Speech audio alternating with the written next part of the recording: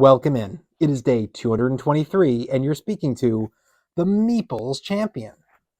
Now, for many of you out there, gaming is more than just simply board games. Gaming goes into places like poker, for instance, which I love to play. It goes into if you like to go and play other style games, maybe backyard games, stuff like that. It also goes into CCGs and LCGs, the living card games and the collectible card games.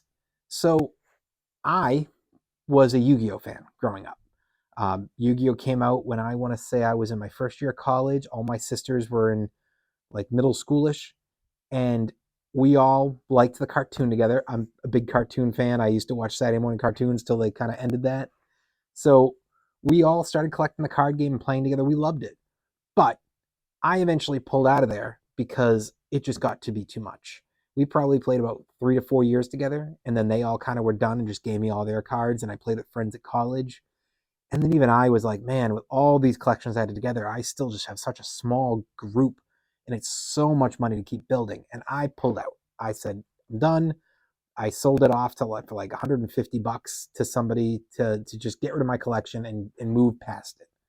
I loved the game, but to truly be into a collectible slash living card game, it is not easy. For those of you who might play the game Magic, the most popular one ever, I mean, the game's been out for like decades and it's still growing. And it's impossible to have every card and not have dropped like 20 grand at least. It's a lot. So as such, we look at some of our games and we think of deck builders, and that kind of gives you a little bit of a feel, but it's not quite that. Then a friend of mine got a Kickstarter that we tried out. He has continued to invest and has gotten loads and loads of expansions that have come out for the game. But it is just an unbelievable feel of what you get with a collectible and a living card game. The game is called, and it's so big I had to store it over here. Let's see. Millennium Blades.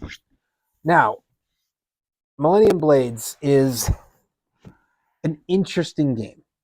The concept of the game is actually quite cool because what you're doing is you're actually running through not only the playing of a collectible card game and a living card game, but the idea of the shopping and the collecting.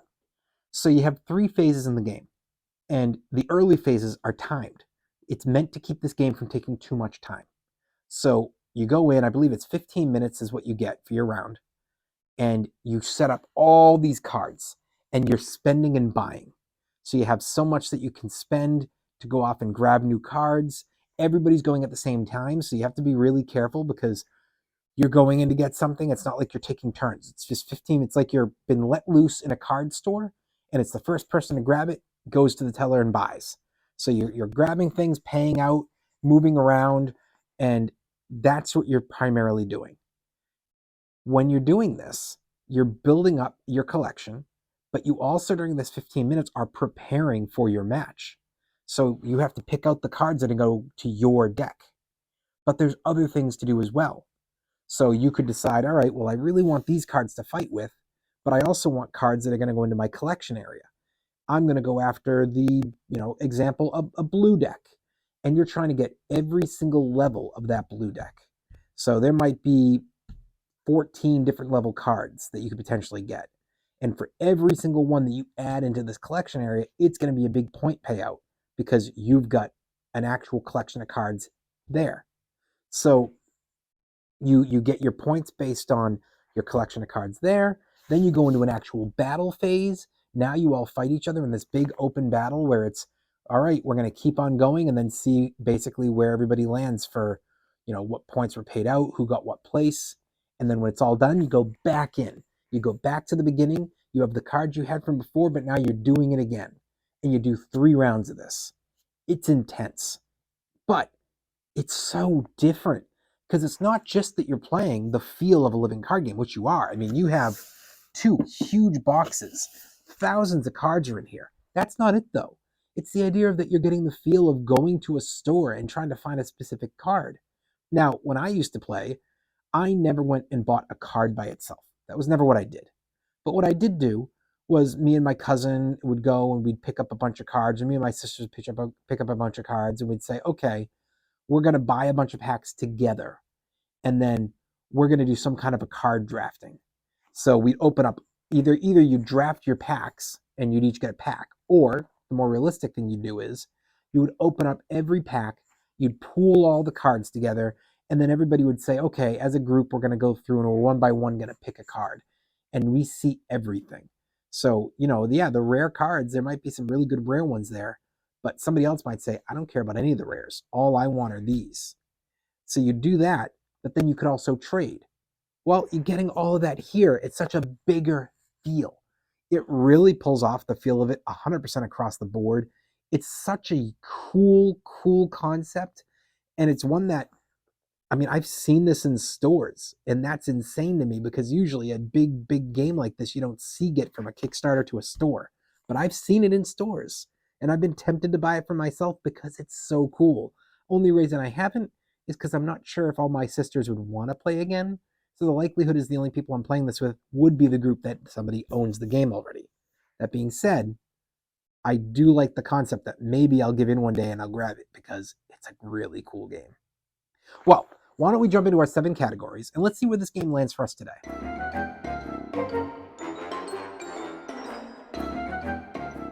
When it comes to the art, it is unbelievable. This is just a basic, but if you turn this, you've got a great art up top here. The boxes are each well put together. They're really nicely built. This to me is a great art. And then when you open it up, again, it's all cards. And it is thousands of cards. And it's such cool art. It's a big thumbs up.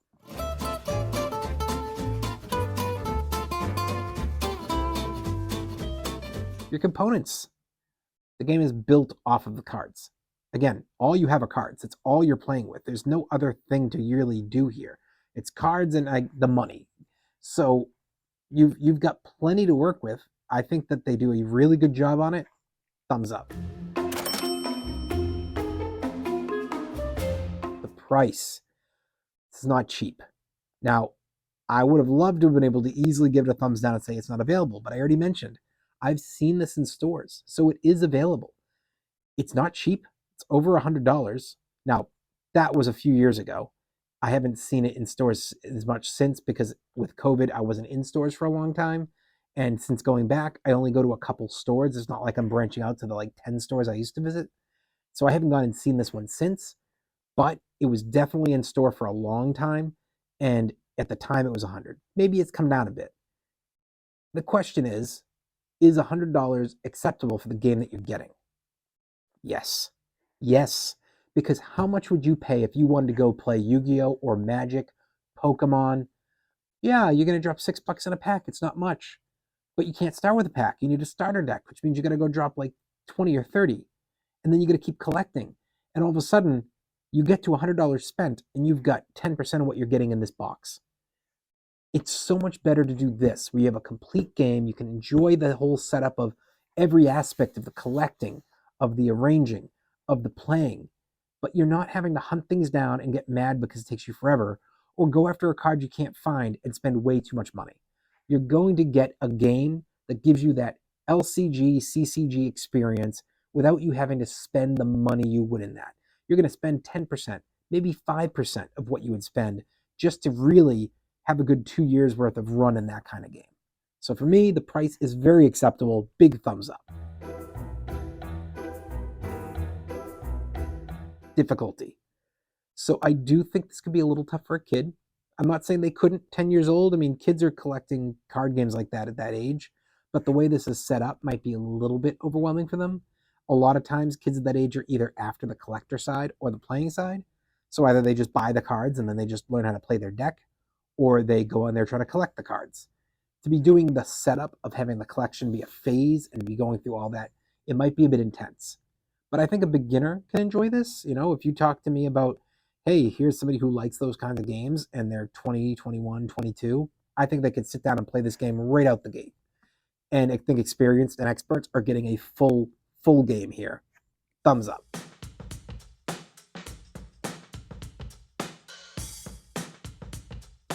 Replayability.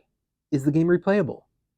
Before COVID, when I was introduced to this game, we played this game 3 different times.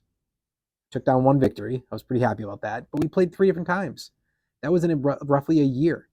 Now, we haven't played since getting back from COVID, but the only reason I would say that's happened is during COVID, we were building up such collections that we have loads of games we hadn't played. And because I started this channel, whenever it's my turn to pick a game, I am always picking a game I haven't played before because I'm trying to get new games to the table so I can review them for you. So until I hit that 365 number, I'm really every week when it's my turn up, every 5th week, I'm picking a brand new game to guarantee that those Mondays are bringing in minimum 10 games new for the year for me. Not to mention the new games everybody else picks, which primarily tends to be at least half of those games. So from that night, I'm getting a good 25 to 30 games new in the year. That's the reason this game hasn't gotten picked. I think if we get beyond that, the instant I'm not trying to review something new, this is a game I would definitely request again. So for me, the replayability is not in the same night or week, but it's definitely one that gets played multiple times a year. Thumbs up.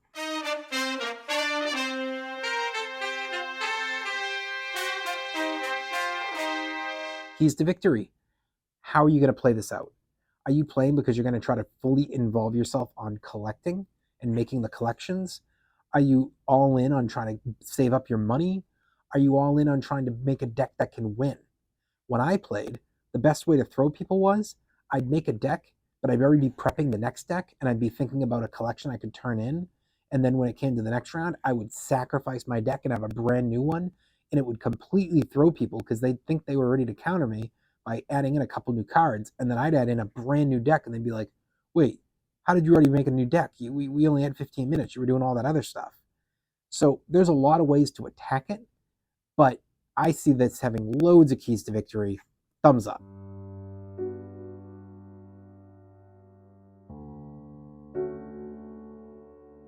Unique. It's the game Unique. The only thing to compare this to are Yu-Gi-Oh!, Pokemon, Magic. It's LCG, CCGs. Those are the only thing to compare this to. And I don't think it's comparable because those are about spending way too much time scouring on the internet, scouring in stores, trying to buy specific cards, taking the luck factor to buy packs. Whereas this is about I've bought the game and I'm getting to play an experience without having to take all the extra time. It adds that part, the searching, the trading, the buying, and makes it part of the game. This is extremely unique. Huge thumbs up.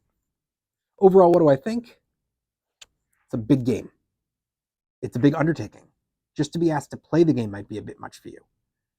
If you're into those style games, or if you used to be and you fell out because it was hard to keep collecting, I think you need to go to a convention and get a game of this in.